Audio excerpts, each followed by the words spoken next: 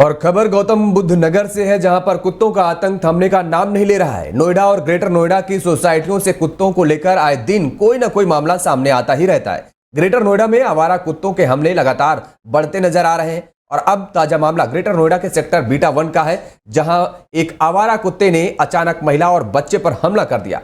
कुत्ते ने महिला को काटकर जख्मी कर दिया और घटना रविवार देर शाम की बताई जा रही है। आवारा कुत्ते की महिला और बच्चे के ऊपर हमला करने की घटना वहां लगे एक सीसीटीवी कैमरे में कैद हो गई, जो अब सोशल मीडिया पर जमकर वायरल हो रही है। सेक्टर बीटा 1 में कुत्तों का बहुत ज़्यादा आतंक हो रहा। आए दिन महिला और पुरुष बुजुर्गों को काटते रहते, बच्चों को काटते रहते हैं। कल की घटना है, A89 में रहते हैं, क्या नाम है आपका? कविता जी। तो यहाँ पे कल एक कुत्ते ने हमला कर दिया। आप बताएंगे कैसे कैसे क्या कहाँ से आ रहे थे? हम इधर से आ रहे थे, बच्चों को लेके थे, गाड़ी के नीचे बैठा हुआ था, हमने ध्यान ही नहीं करा कि इस गाड़ी के नीचे कुत्ता है, तो यहीं पे हमला कर दिया। अच्छा, यहीं पर कहाँ पर काट गए आपके? मौके का। अच्छा, पैर में काट गया।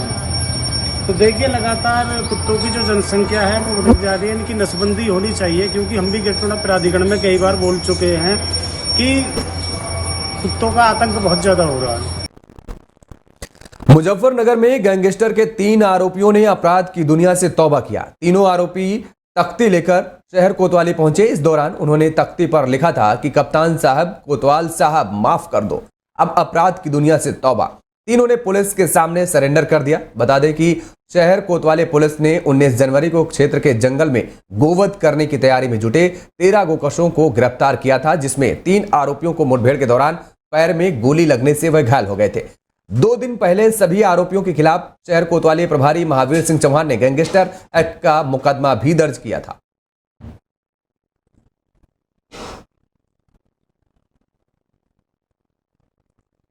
तो वहीं माफिया मुख्तार अंसारी के भाई और गाजीपुर के सांसद अफजाल अंसारी को बड़ा झटका लगा है। अफजाल अंसारी को इलाहाबाद हाईकोर्ट से आज कोई राहत नहीं मिली है और इसके बाद अब अफजाल अंसारी के चुनाव लड़ने की उम्मीदें ना के बराबर हुई हैं, जिसके बाद अब अफजाल अंसारी अपना नामांकन वापस ले सकते हैं और अफजाल अंसारी अपनी जगह अपने बेटे नुसरत अंसारी को समाजवादी पार्टी का टिकट भी दिला सकते हैं। अफजाल अंसारी को गैंगस्टर एक्ट मामले में 4 साल की सजा मिली थी। इस मामले में सोमवार को इलाहाबाद हाईकोर्ट में करीब 3 घंटे तक सुनवाई भी हुई, लेकिन सोमवार को सुनवाई पूरी नहीं हो सकी और अब इस मामले में अगली सुनवाई 20 मई को होगी।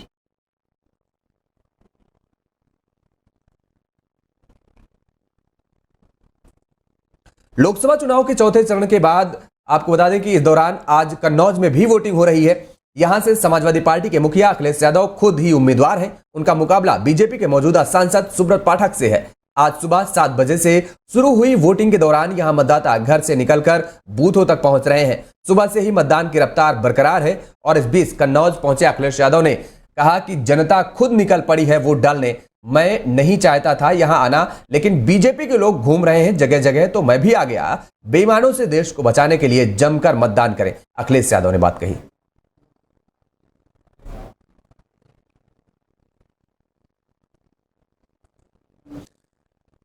वहीं कासगंज जनपद के जामा मस्जिद इलाके में एक बिजली के ट्रांसफार्मर में अचानक शॉर्ट सर्किट से भीषण आग लग गई है। आपको बता दें कि ट्रांसफार्मर में लगी आग इतनी भीषण थी कि ट्रांसफार्मर धू धू कर जलने लगा। वहीं अचानक ट्रांसफार्मर में लगी यह भीषण आग देखकर स्थानीय लोगों और दुकानदारों में भी अफरा तफरी का माहौल मच गया और लोगों ने ट्रांसफार्मर में लगी आग की सूचना दमकल कर्मियों और बिजली विभाग को दी। जहां सूचना मिलने पर दमकल कर्मियों ने मौके पर पहुंचकर कड़ी मशक्कत के बाद आग पर काबू पाया। मेरा नाम था अनीस अहमद।